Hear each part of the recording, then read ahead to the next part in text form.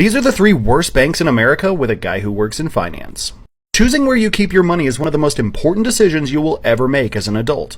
Unfortunately, with so many options, advertisements, and confusing terminology, a lot of banks trick consumers into thinking they're good.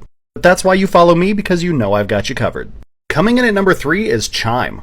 Chime has been at the forefront of a lot of controversies, especially with content creators.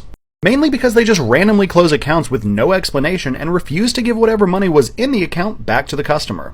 There have been multiple reports of people having tens of thousands of dollars stolen from them. When customers have asked Chime what was going on, Chime has responded by saying, "For security reasons, we can't tell you why we closed your account." Well, for security reasons, you can suck my dick. Coming in at number 2, we have the bank that's had the biggest fraud case for a bank in the United States ever, Wells Fargo. Employees at Wells Fargo were encouraged to open fraudulent checking, savings, and credit card accounts for customers, but to use their own contact information so that the customers weren't notified.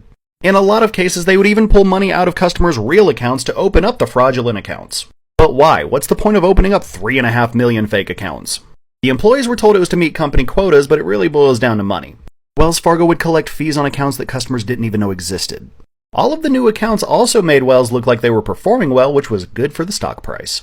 Couple that with randomly deciding to close hundreds of thousands of lines of credit, and you have about as slimy of a bank as you can get.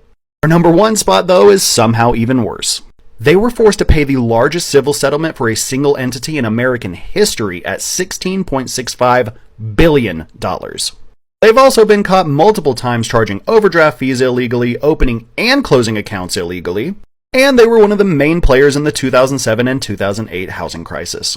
They have some of the highest checking account fees in the country and some of the highest requirements to remove those fees, while also offering the lowest savings account APY in the country. Our number 1 worst bank spot goes to Bank of America. How ironic. Follow for more.